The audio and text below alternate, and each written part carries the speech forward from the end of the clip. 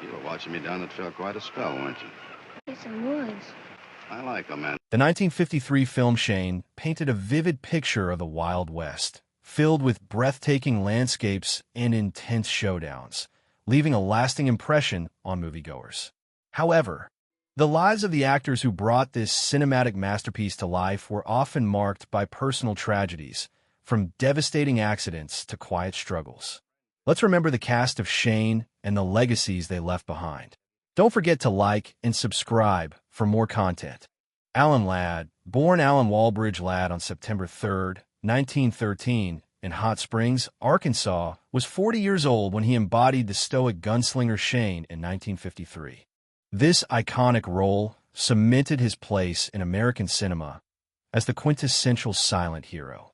Yet, Ladd's life was shadowed by pain from a young age. He lost his father at 4, endured poverty while moving through migrant camps with his mother, and carried a lifelong self-consciousness about his short stature. Despite clawing his way from an unknown radio announcer to a noir and cowboy icon, fame came at a steep price. Ladd battled chronic insomnia, severe depression, and relied heavily on alcohol and sleeping pills. In 1962, he was found with a bullet wound near his heart, officially ruled an accident. Many believed it was a desperate cry for help. His personal relationships also suffered, with a divorce from his first wife and a tumultuous second marriage to his agent, who was by his side as he succumbed to his addictions. A co-star once noted his distant gaze, as if he was trying to escape his own life. Alan Ladd passed away on January 29, 1964, at the age of 50 in Palm Springs, California, from cerebral edema caused by a combination of alcohol, barbiturates, and tranquilizers. He left behind a 5,000-acre ranch and an estimated net worth of $25 million. Jack Palance, born on February 18, 1919, in Latimer Mines, Pennsylvania, was just 34 when he electrified audiences as Jack Wilson, the chillingly effective hired gun in 1953 Shane. This was only his 4th film role, but launched him to stardom and earned him his 2nd Oscar nomination, solidifying his status as one of Hollywood's most memorable villains. Beneath his hardened exterior, Palance's life was one of struggle. From his beginnings as a coal miner's son, he became a prize fighter known as Jack Brazzo, boxing for survival money until a training accident during World War II bomber drills disfigured his face. These scars, combined with his intense gaze, became his cinematic trademarks.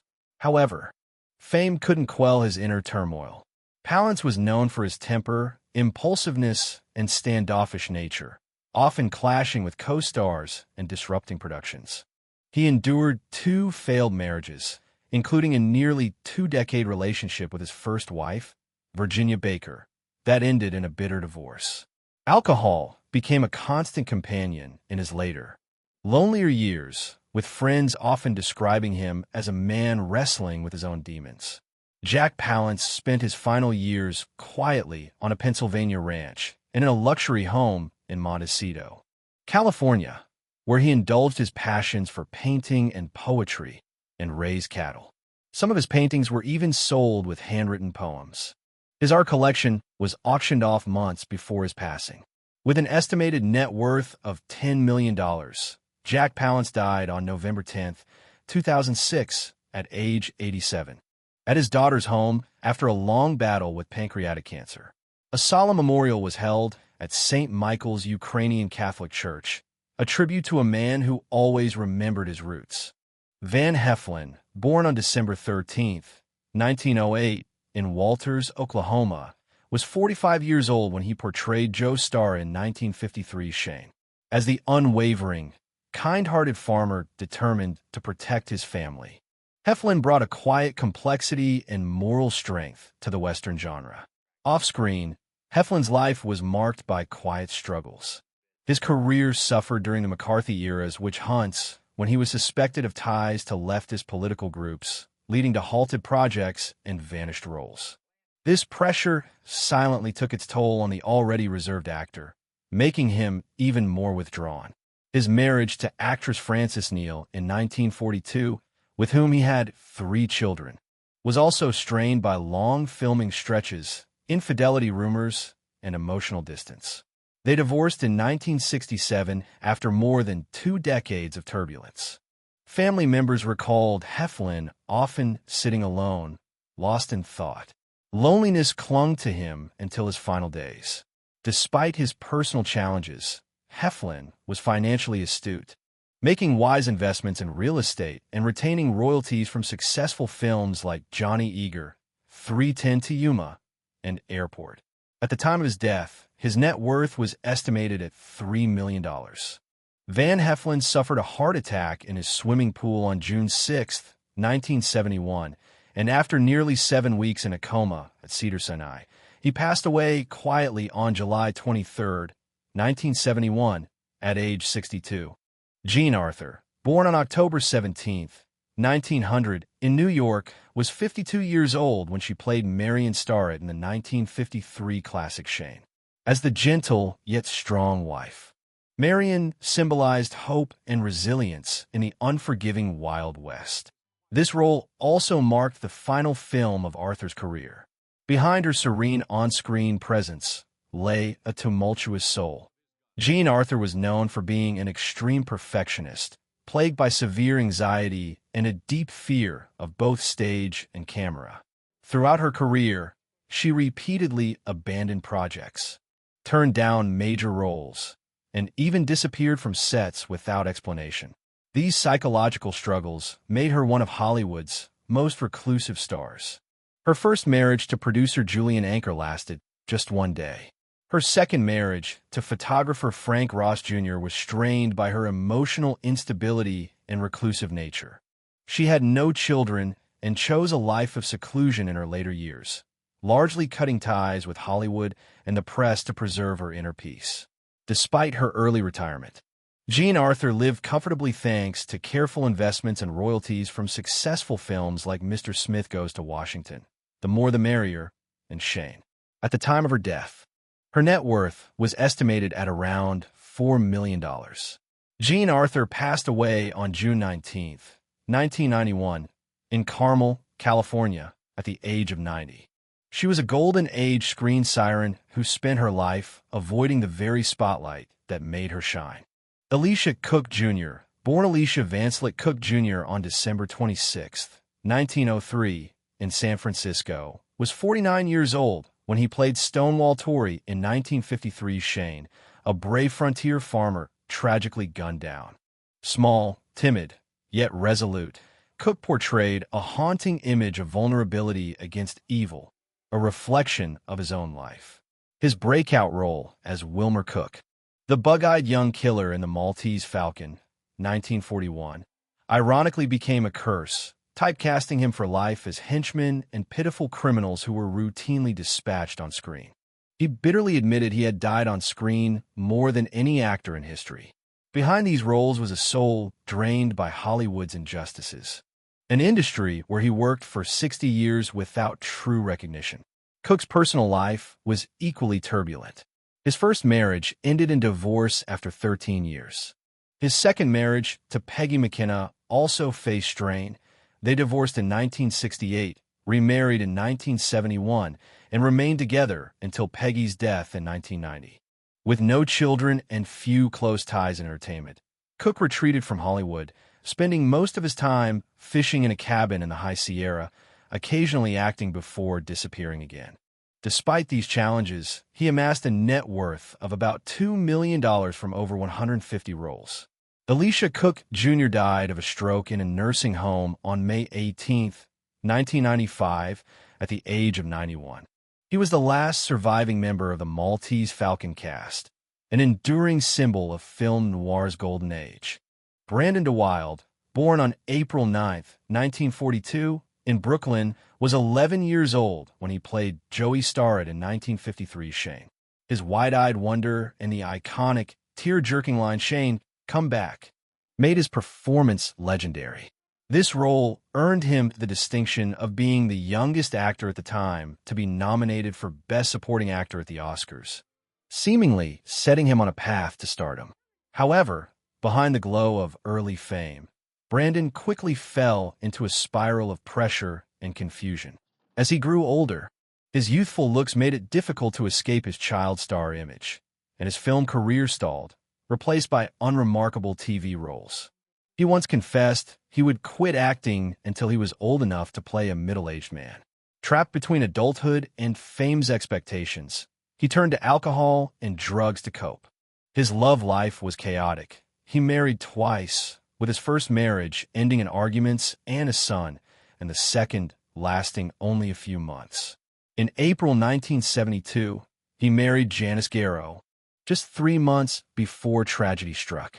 In his final years, he dreamed of a music career, recording with his friend Graham Parsons, but the project was never released. Death intervened on July 6, 1972.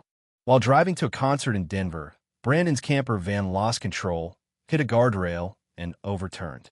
He died at the hospital at 7:20 p.m. at age 30, due to severe injuries including a broken neck, back, and legs.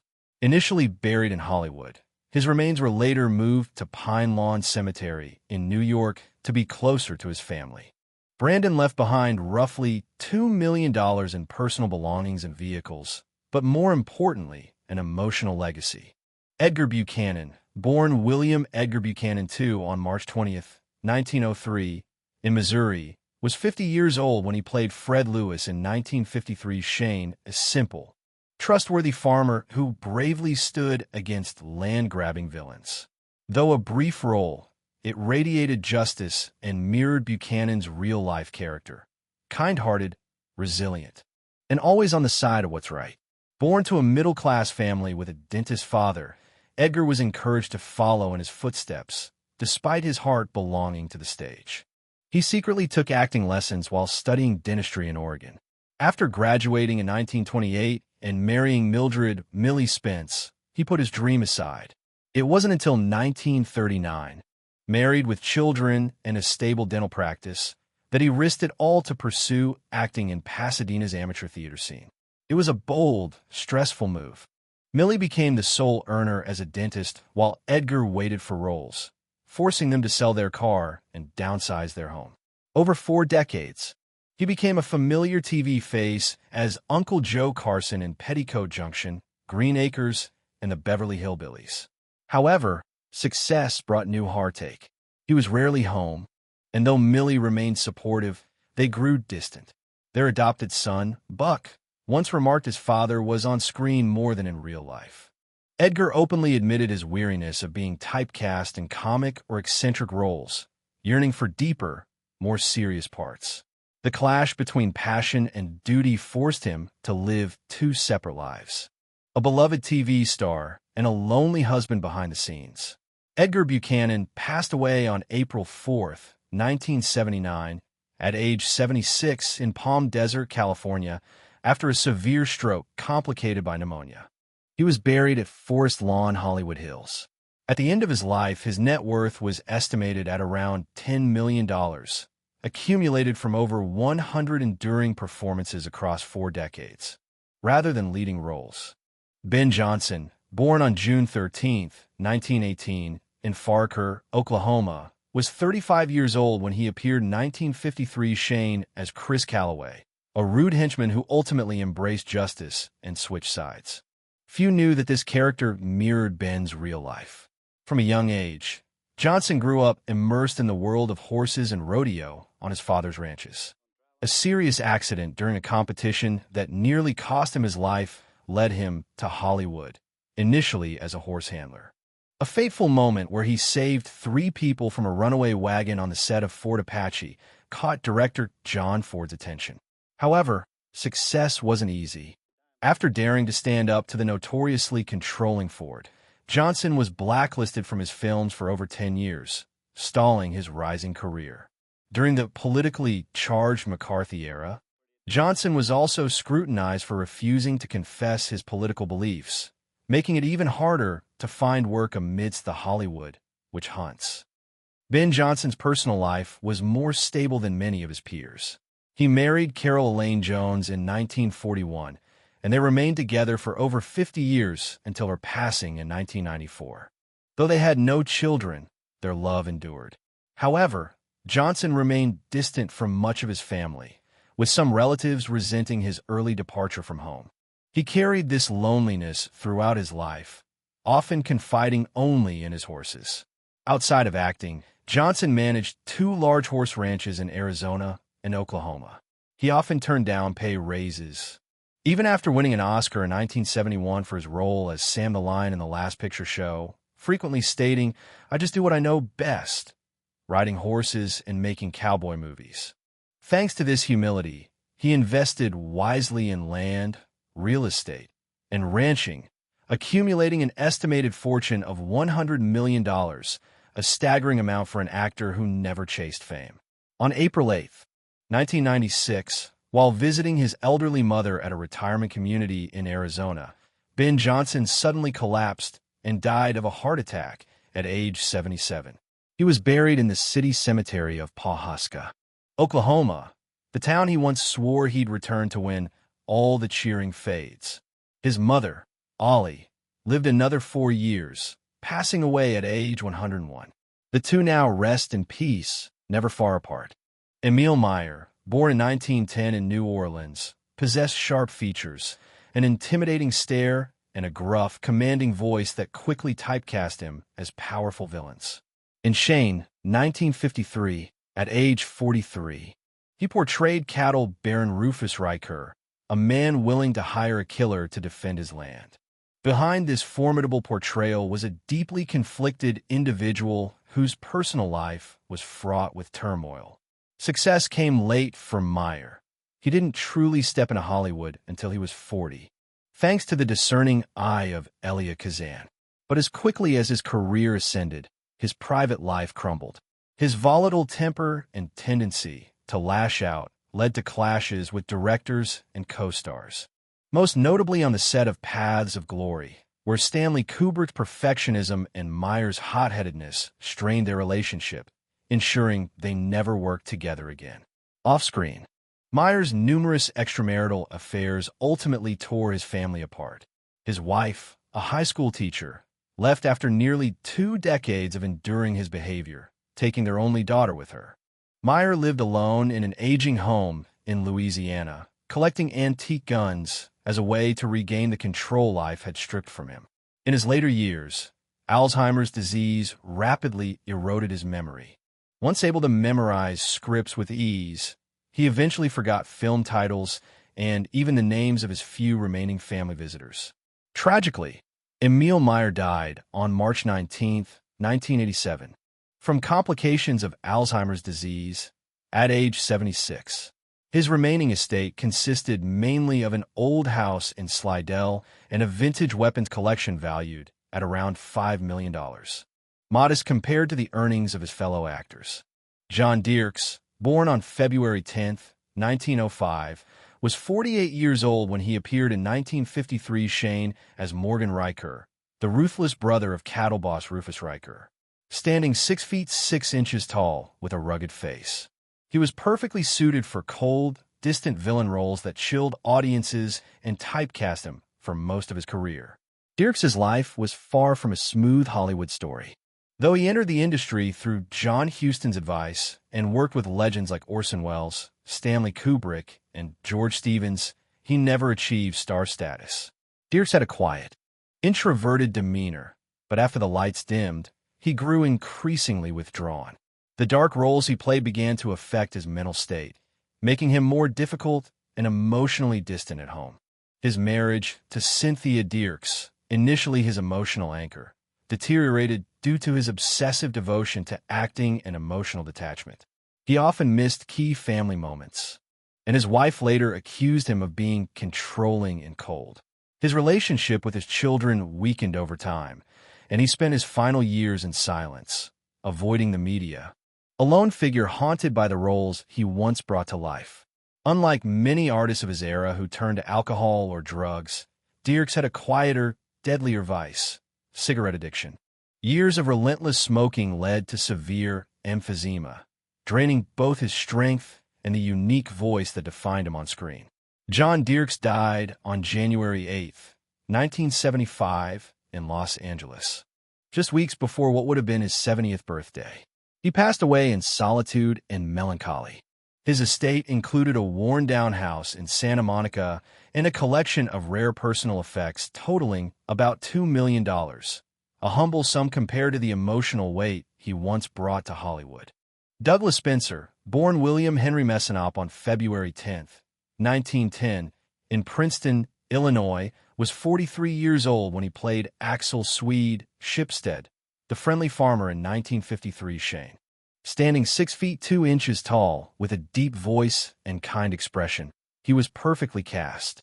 Though never a headlining star, Spencer left a lasting mark through his warm and memorable supporting roles.